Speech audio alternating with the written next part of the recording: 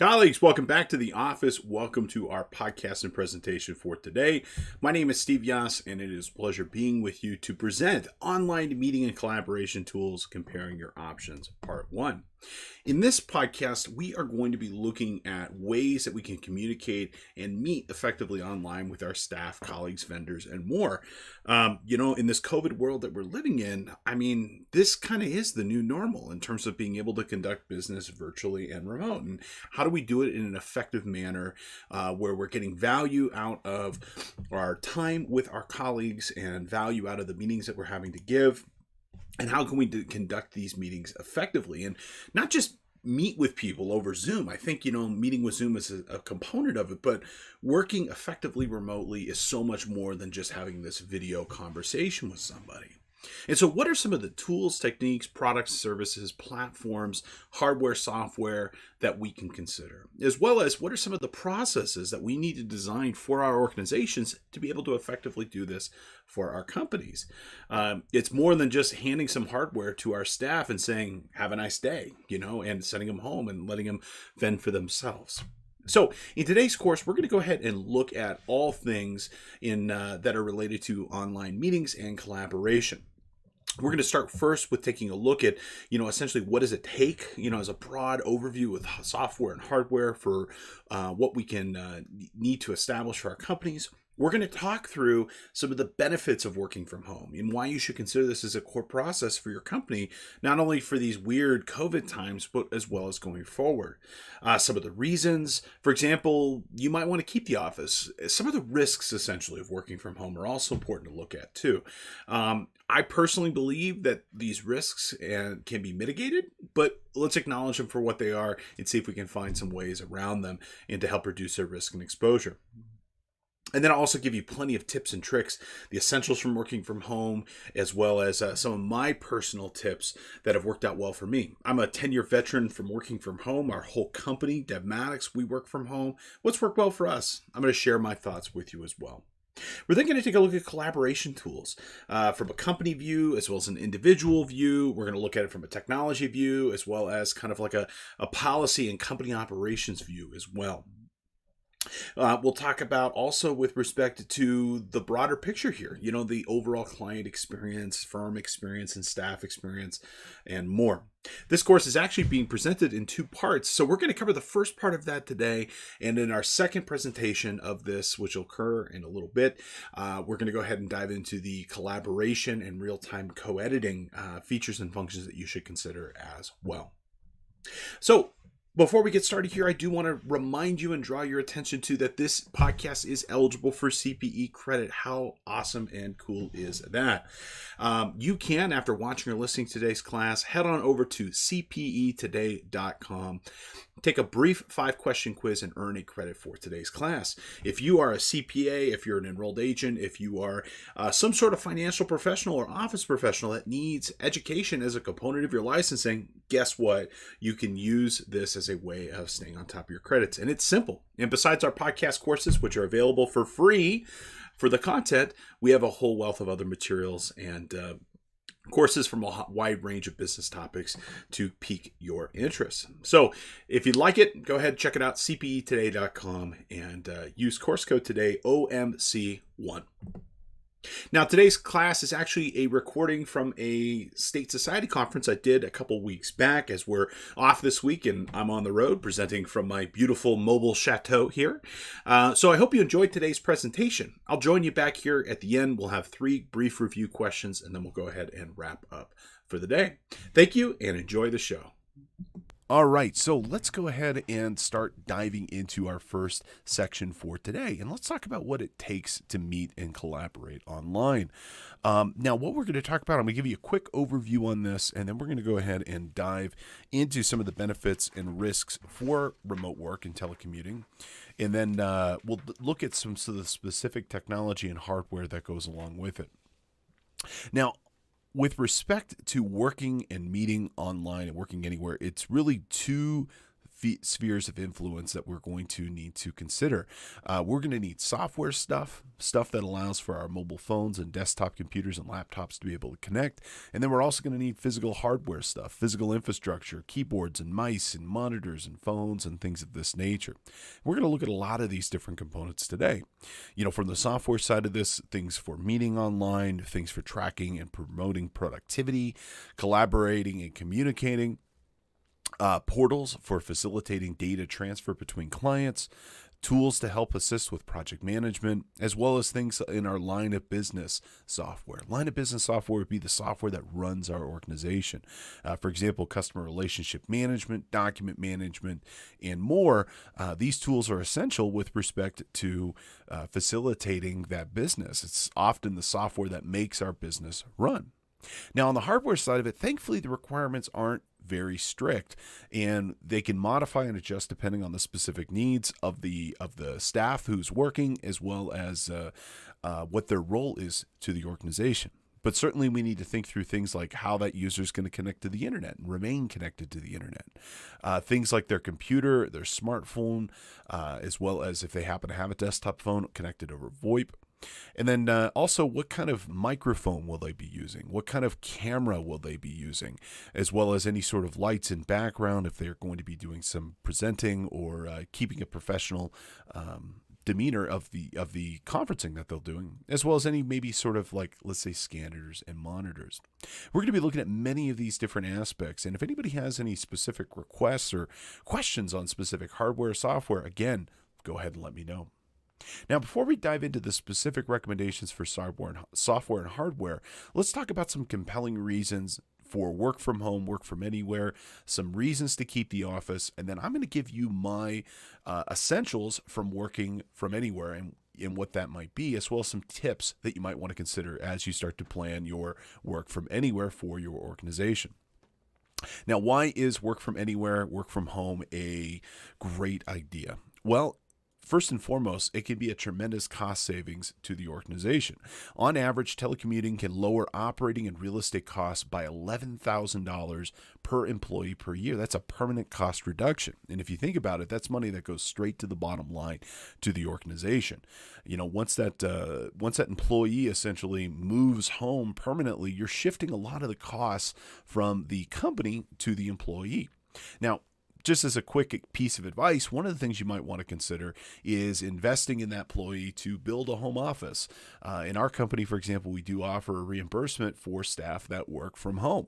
Instead of us having to incur the real estate costs and the operating costs of having an office, it makes a lot more sense, at least in our business, economically, to pay the employee fairly and adequately for working from home, and then also giving them a stipend or a reimbursement for some of the technology or some of the to offset some of the costs that they might incur from working from home. So in our company, for example, we help the employee get the necessary technology, and then we also help offset those costs. And we find that makes it fair and equitable for both parties. It's still a tremendous cost savings to us, but the employee isn't having the brunt of it. So you might want to consider that. That might be a very equitable way of handling that for your organization. Generally, employees feel increased satisfaction with respect to the work that they do. One of the things I like to say about work from home is that when you have the permanent ability to balance your work life and your professional life, generally people feel a lot happier. They also feel a lot more satisfied in not having to commute.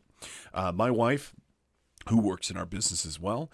She's one of our project managers and works on our marketing team. Prior to working for us, had a 2-hour commute each direction. Living here in Southern California, we're not known for having wide and open roads. We're known for traffic and congestion. As such, that 2-hour commute each way really kind of, ground her down. Now that she doesn't have to do with that, there's significant increased satisfaction, both in terms of her personal life as well as in her job life as well. So generally, employees that don't have to commute or have a very minimal commute or maybe only 1 or 2 days a week generally feel better about the work that they're doing, which leads to increased retention and better overall work-life balance. One of the things I like to say is that my personal life meets my work life and vice versa. Working from home generally leads to decreased absenteeism as well as decrease in attrition. For better or worse, if you're not working from home, it's not like you can't go in if you're not feeling 100%. You don't have to worry about getting somebody sick. We do take sick days from time to time, but for the most part, people are present and available. Increased flexibility in work hours. I could tell you that this is really nice. When you work from home, you have the ability, for example, to hire people from anywhere, and that gives you increased capacity and increased work hours in your organization. We just hired a great new staff member from Kansas. He's thrilled to be able to work with us because he's going to be able to work either in Central Time or in Pacific Time, but giving that flexibility makes it really easy. And that flexibility allows him to have a great family life. He can essentially shift his hours as needed, take his kids to school in the morning or take a walk in the afternoon. That increased flexibility, I think, is appreciated on both sides. Working from home definitely decreases energy and fuel requirements, as we're not in our cars more often, as well as increases our candidate pool of the people we could choose to hire inside of our organization. As I mentioned, our company is based here on the West Coast, but we just hired a gentleman last week in Hutchinson, Kansas. We're very excited by that, as I think he will be a great option for our company and a great staff for our company. And it's crazy to think that if you, in the traditional sense, only hired people that live within an hour of your office, man, you're really limiting the talent pool of people you could potentially work for. But when you have work from home and you have these online collaboration and meeting options and cloud technology options, the world is your candidate pool. You can hire anybody from anywhere, including a lot of people that might not be a great initial option. For example, people who are stay-at-home parents, people who live in more rural areas, millennials, military spouses who move frequently, people with disabilities and more. You could find people that meet your qualifications anywhere.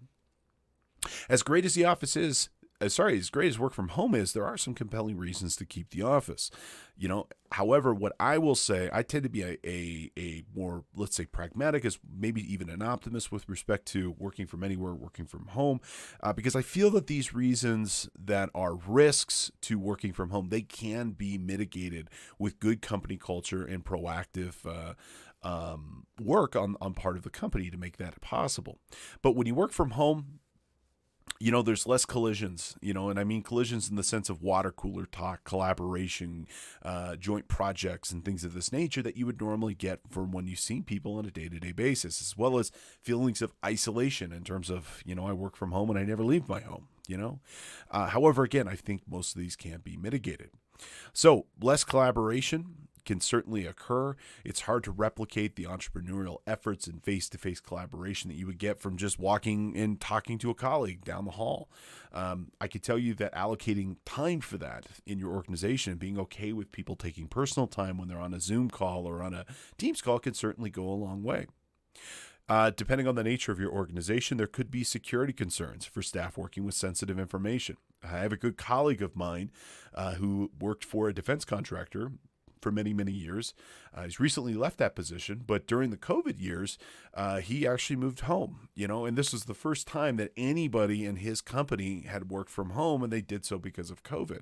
So I think some of the security stuff can be mitigated, especially with having good staff and good technology, connecting securely. But, depending on the nature of what you're working with, whether it be financial data or healthcare data, there might be some additional concerns to think about. Possible increased costs to the employee from working from home. Certainly, having additional energy usage is to be expected. Maybe you need to bump up the extra internet plan so you get a faster internet connection for your home. As I mentioned, I think the way to mitigate that is to provide an expense reimbursement to your staff if they choose to work from home. In our company, it's a couple $100 a month, but, again, it would still be cheaper than even the cheapest office in Southern California. Difficult to understand the company's direction as well as company culture can be difficult to establish and maintain. That espiritu de corps that you find when you're in the trenches with somebody trying to battle through a client project and find success. So I would say, again, establishing good positive company culture, even though you're remote with each other, that you could still talk and communicate and collaborate and reach out and ask questions. One of the things that we do inside of our company that makes a big difference is that for us, we still get together physically in person at least once a year, if not twice or three times. And what we find is that when we get together in person once or twice a year, we tend to focus on the relationship building, big picture stuff, the business planning side of it. And then when we're back at our homes, working from our home offices, we tend to focus more on the transactional stuff. And for us, that works out really well. A couple times a year, we try to figure out what we're going to do, how we're going to do it, how we're going to achieve whatever business goal we're looking for. And then when we go home, it's back to business. It's the transactional stuff. Hey, has this been billed? What's the status of this project? Have you worked on this? So on and so forth. But we allocate our physical time together, our in-person time together, to focus on those big picture ideas. Now, I think probably the biggest thing that organizations worry about from work from home is that low producers can fly under the radar. And I'd be curious to know what you think about this.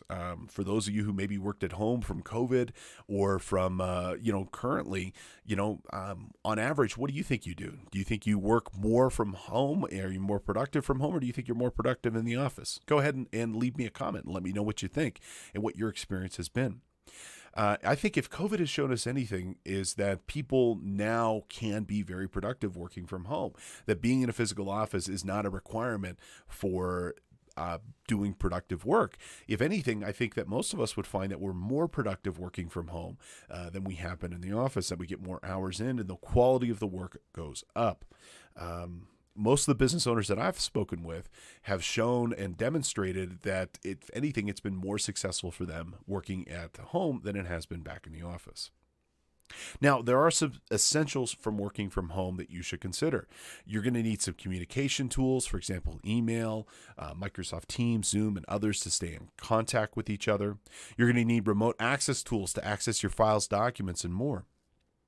You're certainly going to need security tools and procedures to help keep your information private. Applications and cloud services to support this work.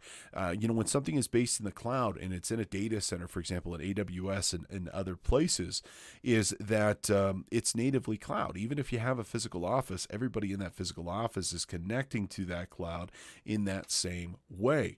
It really doesn't matter where you're physically located anymore, as everybody is remote in the context to the data itself. And collaboration tools to work with colleagues. Now, I do have some physical hardware recommendations. This is just getting started stuff. And we're going to go into further depth here as we continue through this presentation. But here are the physical hardware pieces that, at a minimum, I recommend that you have for your organization. Well, if possible, a dedicated private workspace with comfortable seating. That makes all the difference in the world. You can have a slower computer, you can have a slower internet connection, but the ability to focus and be able to concentrate on a particular project without constant interruption, in my opinion, is the best that you can hope for. Now, if you can't get a dedicated private workspace, at a very minimum, you should consider at least dedicated work hours. I'm reminded of a good friend of mine who has two small children. And my friend's wife, her office is in their toddler's room. And she works during the hours that the toddler is in daycare. And that's where she works, because she can't have a physical dedicated workspace. She at least has dedicated work hours, and they've made accommodations with their family to support that. I know it can be difficult for folks, but the more you can not be working at the kitchen table, the better you're going to feel about the work you're doing and the better balance you probably find with your family life. A lightweight but powerful laptop. I'm personally a big fan of the Lenovo ThinkPads. That's what we purchase for our companies. I could tell you, when you're thinking about hardware, in terms of, like a laptop, I would say you should be budgeting on average about $1,800 to $2,500 for the device itself. That's what we budget. And that's a machine that you can expect to last about anywhere from 2 to 4 years, somewhere in that range. Fast, consistent, high-quality internet access, whenever possible, fiber internet. But if not fiber, you might want to consider, for example, coaxial, coming from service providers such as Spectrum, Comcast, and others. Again, we provide an expense reimbursement to our staff to ensure that they get a good quality internet plan, something more than, for example, like DSL. Usually DSL is the last option that we're going to want to go for. As much as possible, we try to choose either fiber or cable. A good quality smartphone that can be used as a hotspot. One of the nice things, for example, of the new iPhones and the new Android devices is that these can be turned into a tether, and you can connect your computer to your phone. In the event that your internet drops out for your house, well, guess what? You've got this immediate backup connection that you can just use. Now, you're probably not going to be streaming 4K videos with this, but what's nice about it is that in a pinch, you're still going to be able to operate and you're not going to lose connectivity. A good office chair, keyboard, and mouse to go along with that desktop or notebook computer. I'm a big fan, for example, of being comfortable. I've got a nice chair. I've got a back support. I'm able to continue to work and operate so that I'm not focusing on using that tiny trackpad and that tiny keyboard, but rather I get a nice big normal desktop that goes along with that mobile computer. Minimum of 2 screens. There are lots of options now for mobile monitors. In fact, I've got some towards the end of our presentation that you can just plug in straight to a USB connection and it'll work. A great headset and webcam. And a camera can make a big difference in terms of professionalism. This stuff is not expensive. This whole setup that I'm recommending here maybe is $2,000 to $3,000 if you had to buy it all from scratch. And the reality is you probably already have most of those pieces currently. Okay, so some tips I have from working from home. Okay, have a plan. When you're going to move home or you're going to start working telecommute, maybe it's not from your home, but maybe from the client's office, or maybe you have an RV and you're going to go on a long trip and you want to continue to work there. Have a plan. I'm a big fan of planning ahead of time. I believe it was John Wooden who said a failure to plan is a plan to fail, and I really do believe that. Whenever I'm trying to start out with something new like this, I try to figure out those goals and objectives and work towards them to achieve them. Identify whatever your biggest hurdles might be and your biggest roadblocks and try to resolve those. If it's a dedicated workspace, well, how are you going to work around that so that you can ensure that you meet your objectives for work? Set work hours and daily limits.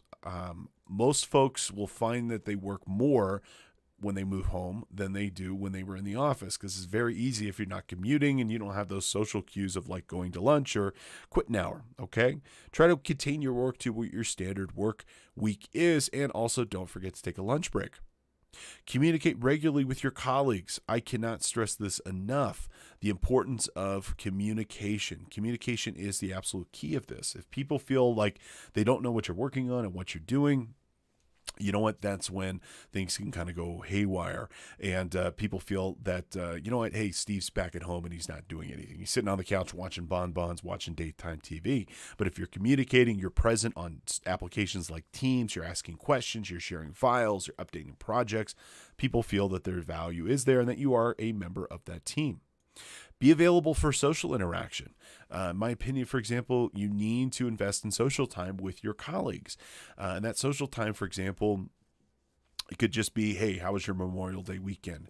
How are your kids doing? Hey, I hear your son's graduation's coming up.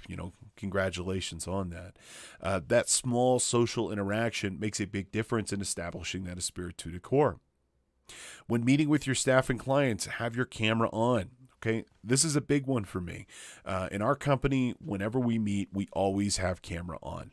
And what that does is that establishes professionalism. That also establishes, again, some of the community that you are going to lose if you're just a voice on the phone or an avatar in Teams. If people don't actually see you, they're not going to feel as invested in the relationship as they will be. I know this seems small, but it is really important to build that communication and to build that trust with other people.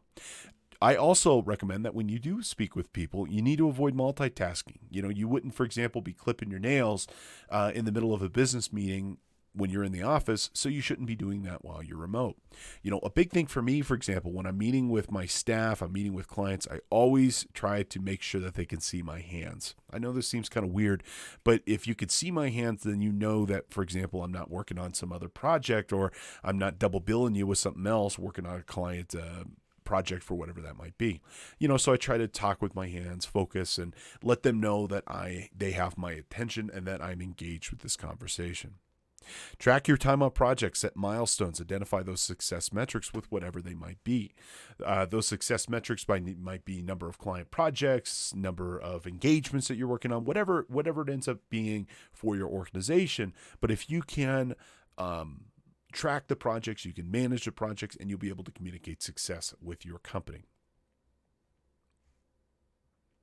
So our focus for today is going to be on online meeting and collaboration tools. Let's go ahead and frame some of the discussion for this and try to understand where our culture has changed, where our companies have changed, where our technology changed, and more. COVID-19, if anything, just really kind of accelerated a trend that was already occurring. The writing was on the wall in a lot of respects. We knew, for example, that remote work was popping up. This was something that we were already building towards, but COVID just absolutely put the pedal to the metal and accelerated this incredibly fast.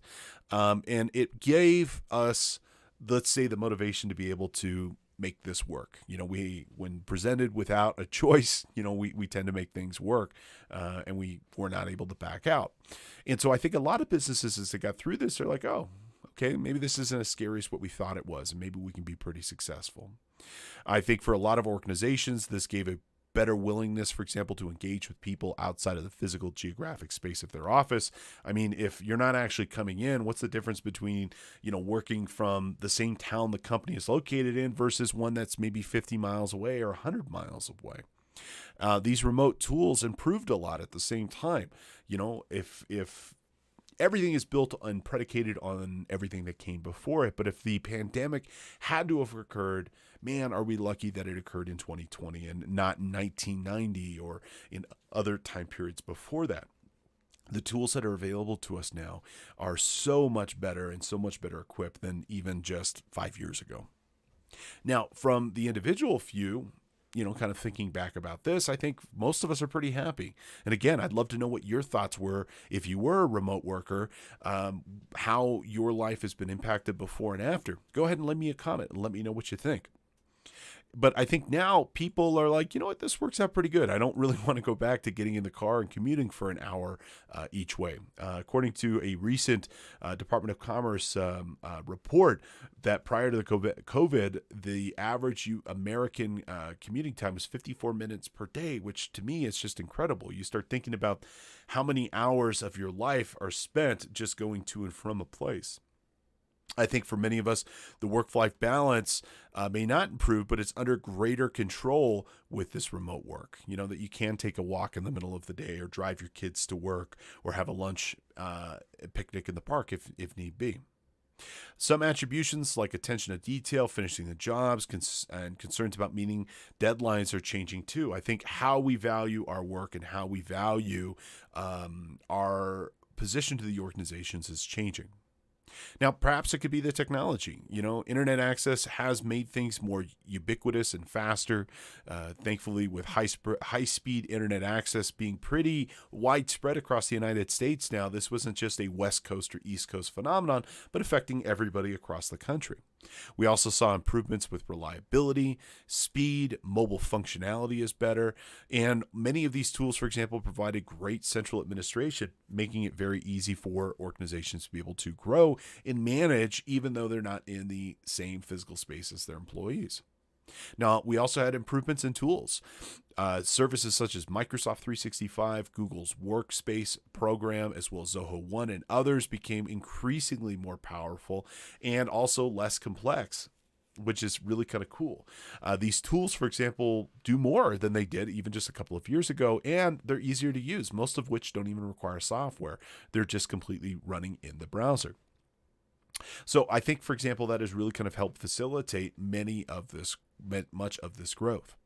Now, I would encourage you, when you're working remote, it's important to build, again, good culture, good work habits, and don't just be busy, but be productive.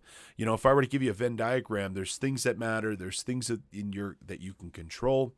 Really, what we want to focus on is this kind of centerpiece right here. The stuff kind of in the middle, the stuff that we actually are responsible for, and the stuff that we actually can control. So, some other recommendations from working from home. establish a routine. Try to set work hours for yourself, 8 to 5, 9 to 6, whatever it ends up being. Set an alarm clock, get up and start your day. Shower, shave, put on some makeup if you feel so desired, and get dressed for work. Even though I work from home, I wear a collared shirt every single day. It makes me feel like I'm in the office, and it makes me feel like a real professional. So that helps. Creating that structure, dedicated work area whenever possible, preferably exclusively used for work. And if you can't do that, you might want to find, if you don't have a dedicated room, maybe it's your garage, or maybe it's some other place inside your home where you can at least know that when you're in that space, you're working. Get rid of clutter as much as possible, so you can focus on the things that really matter. Maintain a to-do list. Okay, I'm a big fan of to-do lists. I use Microsoft Project to maintain my overall, let's say, deliverables for the company. But every single day I write a to-do list. And this to-do list, I love this size paper more than anything else, because this to-do list is only about the stuff I can focus on for that particular day. And rather than kind of think about, like, what am I going to work on next, the last thing I do the night before is I write my list for what I'm going to accomplish that particular day. And then I take tasks that are inside of my project management tool, in this case, Microsoft Planner, but you could be using Trello or any other solution. I select about as much as I possibly can. I try to select 8 hours worth of work. And that way I'm not thinking about what I'm doing, but rather just selecting the next item from my list. As much as possible, get up, move around, plan in physical activity. My wife and I, we go for a walk every day at about 3 o'clock. Okay. I also am a big fan, for example, of having wireless headsets so I can get up and walk around during a conference call if needed. And I also have a standing desk. This desk right here is electromechanical. It goes up and down, which is fantastic, allowing me to be able to stretch when I need to stretch. And whenever possible, reduce stress, whether it be listening to music, which I pretty much do constantly. Some sort of breathing and meditation techniques can also work out really well. But these kind of small things can be really good with respect to establishing better overall work-life balance. Now, what kept businesses running well during the pandemic? Okay, well, we have capability and we also have improved tools. So improved internet access, improved remote access capabilities as well. Certainly paperless solutions that have facilitated easier and better document exchange and sharing, tools that helped promote enforced workflow so that people knew what they were working on and working in the correct way, as well as tools such as Voice over Internet Protocol, or VoIP, which allowed for organizations to be able to talk and have a phone system that looks and feels exactly like a phone system in the office, but distributed so people could work from anywhere. Now, major tools that help, software applications, certainly Microsoft 365. There should be no surprise there. 365 facilitated a lot of this, and the growth of Microsoft Teams and other applications like SharePoint and OneDrive and others really kind of improved, allowing this remote work to be successful. Other comparable applications, Slack, which is a comparable product to Microsoft Teams, Trello, which is a Kanban style of project management, Zoom, GoToMeeting, WebEx, and others. Other distributed workforce applications such as Salesforce really kind of helped improve this. So reflecting on things, man, if it had to have occurred, and I really wish it had not, whether it had to occur or not, unfortunately it did. But man, let's be thankful that it happened in the time period that it did. Even just a couple of years ago, it would have been a lot more difficult to manage. Now, what does collaboration mean to you? Okay, let's look at it from a couple of different perspectives. Let's talk about the people, and let's also talk about the systems that are involved with this. Okay, now on the people side, we want to provide and facilitate easy document sharing and easy work to allow for exchange of information and knowledge to flow between people fast and easily. So things like, for example, real-time co-editing. Okay, utilizing services such as SharePoint or the Google Docs application allows for people, multiple people, sometimes dozens of people, to be able to be in the same spreadsheet, the same Microsoft Word document, the same PowerPoint presentation, and more, allowing people to be able to work on a document together. Rather than the traditional way of handling this, Steve works on it, sends it to somebody else. That other person will then review it and send it back, and then Steve is merging those changes back together. One of my favorite tools is Adobe Spark, which is part of the Adobe Creative Cloud. We make use of it extensively, which is fantastic for creative work because it allows us, for example, to manage our marketing projects, our sales projects, our social media efforts all in one central place, and to be able to communicate on creative works really well. Our ability to work with projects on people outside of our organization, whether they be vendors, clients, colleagues, at another organization, have improved. Again, using tools like 365, Zoho, and Google Workspaces, and more. Coordinating and managing our team has improved. For our organization, we tend to use Microsoft Planner as well as a few other smaller applications to plan work out. And even though I've got staff in 4 states now, spread across 4 or 5 time zones, we're as productive, if not more productive, than a team twice our size because of the efforts that we have put in terms of managing our organization. We've got tools for group meetings. Although we try to limit those as much as possible, we're not a big fan of all hands or company-wide meetings inside of our organization. We tend to focus on, kind of small pods of people that need to get together and discuss something. Group meetings are so expensive, but we can do them, whether they be in Teams or in Zoom. We have easier way of being able to schedule and monitor our operations and more. We also have better ways for our customers to be able to engage and provide feedback, whether they be simple things like group email or a full-blown ticket system where somebody can email in a ticket and have it be sent to a group of people to resolve. We can do it that way. Now, on the system side of this, we have more and more what we call systems of records, in terms of major systems for our organizations. We need to focus on better integration between these different systems to allow data to be shared more easily between these systems inside of our company. We need to consider and improve security whenever possible. Security concerns certainly are not any simpler with working remote. I'm not going to say they're any worse. We can deal with most of the security stuff through proper planning, but it is something that we're going to want to consider and kind of plan for so that we're not blindsided by it in the future, as well as continued to work through and improve the software that we're using, whether it be 365 or Zoho or Workspace, Creative Cloud, more.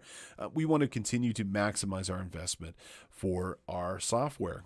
We're already paying for it. We should just go ahead and use it to the best of our abilities.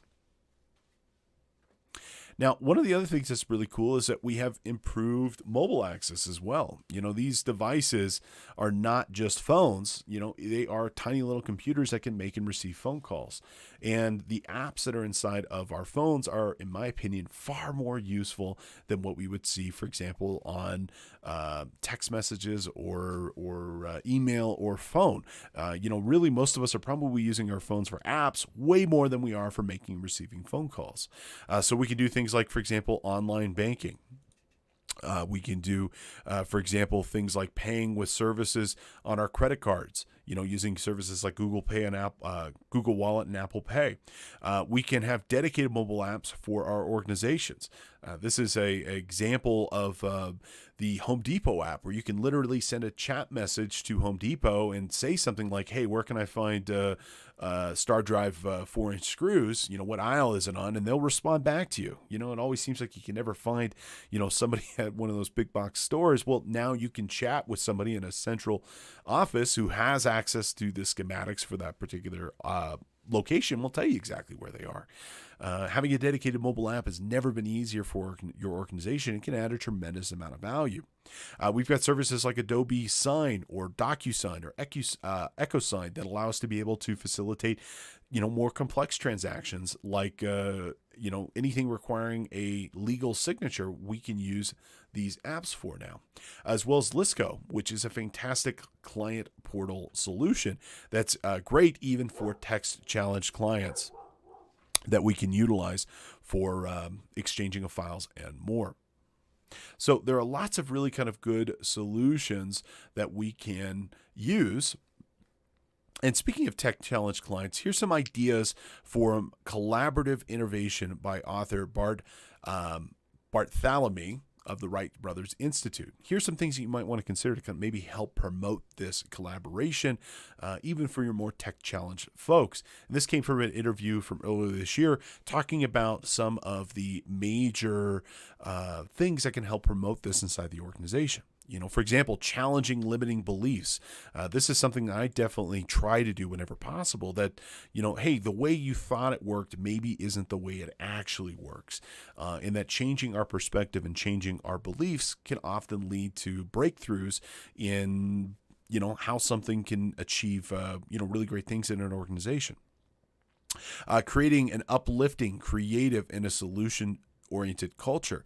Instead of focusing on the one reason why it won't work, focus on the 10 reasons why it will, and what tools and techniques and services and things that you need to put inside your organization to make it work effectively can be very helpful. Apply synergy, for all realms of your life. In our organization, we have everything from software developers like myself and financial professionals like myself to actually, believe it or not, a fair number of our staff are musical theater people, that have a background in creative writing. And we find that, for example, bringing people from different realms of life can bring solutions that would otherwise not be knowable. And that allows us to navigate our team and really kind of think outside the box really well. So thinking differently about different solutions can help bring creative problem solving. Now, it's not just about one thing. There are some things that we need to think through that will be and can be significant hurdles for being successful inside of our organization. We have things that are around the actual company itself, and then we have oversight related to that company. No organization is without its own politics and its own organizational structure and its own baggage, let's say, for lack of a better way of describing it. This baggage can often, hold a company back with respect to some of the more advanced things that they could do and where they might want to be.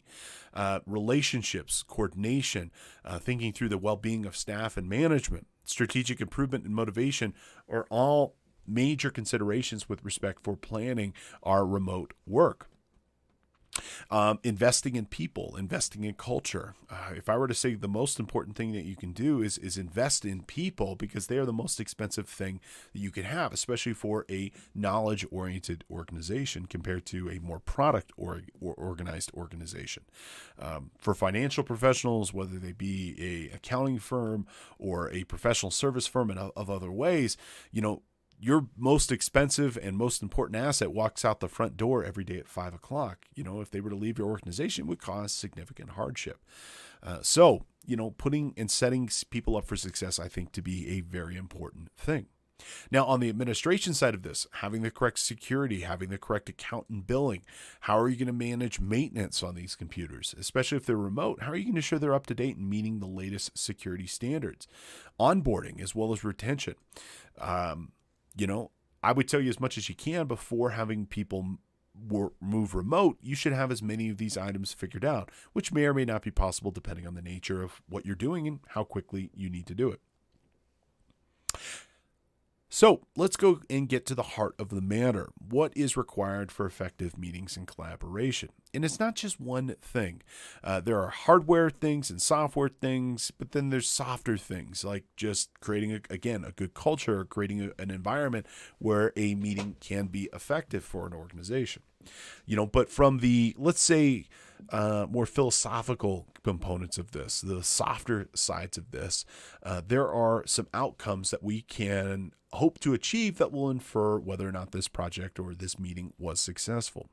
So the major sides of this that I think come from a good online meeting would people walking away with good comprehension of what we discussed. If everybody walks away more confused than when they started that meeting, then I didn't do my job correct and that meeting wasn't really effective.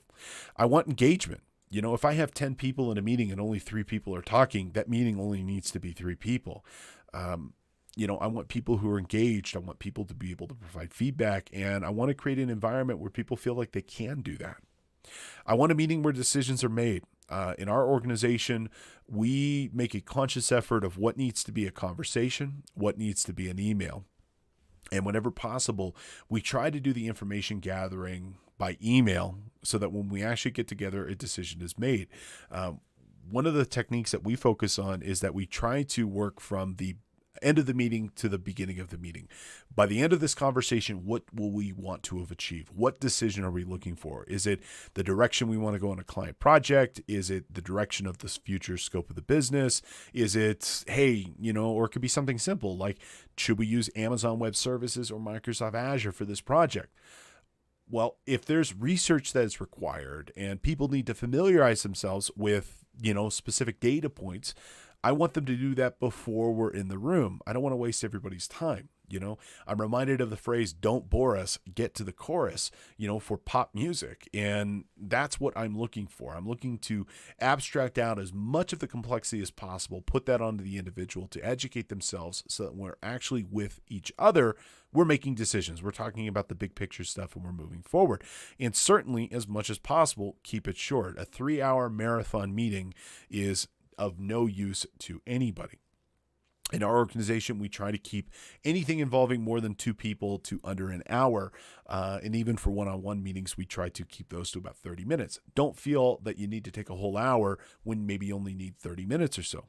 Now, I'm going to speak out of the other side of my mouth and say the same thing, that I can tell you that in our meetings, we also provide time for getting to know each other and personal stuff. Hey, how are the kids? What are your plans for this weekend? I would say we generally try to avoid the business minutia, but focus on the personal minutia that I think builds camaraderie and esprit de corps among the staff. So what makes a great virtual meeting? Things are accomplished. Minimal time is wasted. People feel that they're engaged. I do not feel bad in the slightest, and I encourage my staff at all of our meetings. If you feel like you don't need to be here, leave. I'm not offended when somebody's like, you know what? This is outside the scope of whatever I do. I have something else I need to accomplish. Go ahead and leave. That's not a problem. I'm not offended if somebody figuratively and literally gets up and walks out of the room, whether it be to go grab a cup of coffee or to take a nature break, or they say, hey, this isn't for me. I don't need to be here. If you don't feel like you need to be here, leave. You're wasting everybody's time, and it's unneeded. So go ahead and go. Relationships feel improved. We have a good, productive discussion. We have direction in terms of where we're looking to go. People need to feel prepared and organized. I'm a big fan, for example, of agendas. I'm not doing it for every single meeting, especially for pop-in meetings where I'm just talking with my business partner. But if I'm going to have more than 3 people in a room, and I start thinking about the billable time that goes into it, I'm going to organize it to the best of my ability so that we get the maximum possible output from that meeting. We have effective follow-up. I can tell you at the end of my meetings, the meetings that I run, within 24 hours, there's a summary of whatever was discussed as well as any sort of action items. And usually an hour or 2, maybe even a day before the next follow-up meeting, the action items are sent back out to people to ensure that whatever we said we were going to do was accomplished. And if not, we postpone the meeting. Information's available and there are minimal distractions. In today's day and environment, people are calling in from their mobile phone, from the car. They might hear their kids yelling in the background, or there might be dogs barking. Those aren't really a big deal, anymore. I think we all understand that, we have kids, or we have animals in our home, or the gardener happens to be coming that day, or, the mailman's dropping off a package, but as much as possible, I try to minimize any distractions that might occur. And you should as well. Now, on the other side of it, what's an awful meeting? Nothing was decided. Everybody feels like it's a waste of time. You created conflict of some sort. Rambling, I think we've all had that where somebody just goes on a diatribe, a monologue of sorts, and you're like, what the heck is he talking about? What was all that stuff you were talking about there? As much as possible, keep it short and concise. Mute everybody and then unmute as needed, especially if it's going to be a larger meeting. Keep it on task, on focus, and do not just repeat yourself and rehash stuff. There's especially a sense of, for example, with stand-up meetings or huddle type meetings where you get together and everybody just says the same thing. If it's going to be the same thing, don't meet. Wait until there's something different and then go ahead and meet.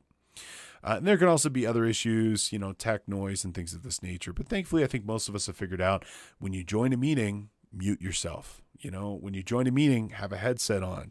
Or if you're not going to use a headset, ensure that you've got something like a speakerphone. Here's a quick tech recommendation. This is a Jabra USB speakerphone. You can pick them up on Amazon. They're about $100 or so. This is incredible. If you meet with people all day, every day, like I do, and you don't want to wear a headset most of the time, this is a lifesaver. It's got great echo noise cancellation, and it allows you, for example, to be able to meet without having to wear that headset. The other thing I like about it, it's got a big old mute button right up at the top that you can hit that will mute yourself and allow you to be able to not have a headset on, but also not have a ton of interference outside of it. And again, that is a Jabra USB speakerphone.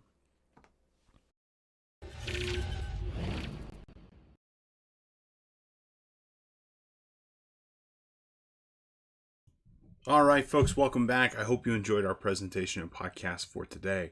Let's go ahead and have our 3 review questions, and then we'll go ahead and wrap up and get you on your way. Our first review question: which of the following are needed for online meetings and collaborations? Is it web meeting software? Is it connectivity? Is it endpoint device, some sort of computer, smartphone, or VoIP? Well, it's accidentally being displayed at the moment, and the correct answer is, as you guessed it, it is all of the above. All of those are really kind of necessary for you to have a good, productive meeting. You need to have some sort of meeting software, and there are plenty to choose from. In my opinion, you can't really make a bad choice these days. My personal favorites are Zoom and Microsoft Teams. I like using Zoom for external stuff. So if I'm meeting, for example, with clients, colleagues, people outside of my company, I like that because it allows for us to be able to easily connect with each other. Teams is what my preference is for internal meetings. So if I'm going to meet with my staff or my business partner, we'll use that because it's just integrated with everything else that we have and everybody's on it already. So all of those are needed. Good internet connectivity can make or break your meeting. If you're always dropping, people are going to be frustrated and you'll be frustrated. And likewise, just having a reasonable computer and a smartphone or something like that will be a good step along the way. Let's go ahead and have our second review question. Okay, which of the following are collaboration tools? Is it Microsoft Teams, Slack, Zoho One, or all of the above? No shocker here, it is all of the above. You can use any one of those tools to be able to communicate and collaborate. Teams would definitely be my preference. I think overall it's the best tool, as our company is very integrated with Microsoft 365. It's just included with the service we already use, and we're very happy with it. Slack and Zoho, though, also really good options if you're looking for a not Microsoft approach. Our third question: what makes a great virtual meeting? Okay, should you have accomplished something? You betcha. You should absolutely accomplish something. Otherwise, what's the point of meeting? Should you be prepared? Yes. And organized? Absolutely. Just like any in-person meeting, you should be prepared and organized as well. Should there be information shared? Absolutely. So the correct answer here, again, all of the above. All of these above make a good and successful virtual meeting, just like an in-person meeting. Well, I hope you enjoyed our podcast for today, and I hope you learned something. Today, we went ahead and we discussed some of the major components of working effectively online and collaborating and communicating online. We talked about some of the benefits and risks of moving home or moving out of the office, as well as introduced many tools, programs, and services that you can choose to utilize. And we also talked about some effective techniques for managing and creating effective collaboration inside your company.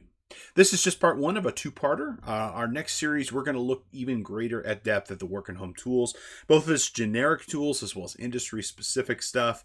And we'll talk about how working at home and remote work aren't necessarily the same thing and how they can often have different needs and how do we address some of those needs for each of those specific circumstances. Now, as a reminder, if you're a financial professional, you can earn CPE credit for today's podcast. After watching or listening, head on over to cpetoday.com and use course code OMC1.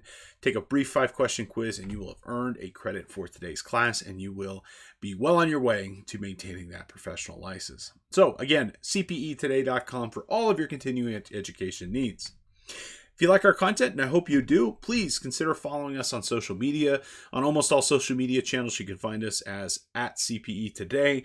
You can like us on Facebook. You can subscribe to us on YouTube, follow us on Twitter and Instagram, and more. We're always trying to put out new content and helpful tips to help you stay on top of your game.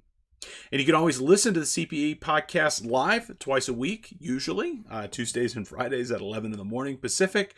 You can also listen after the fact on Apple Podcasts, Spotify, Google, and more. Wherever you happen to get your content, we hope to be there. Thank you so much for your time and attention today. It has been a pleasure, and I look forward to seeing you back in the office the next time around.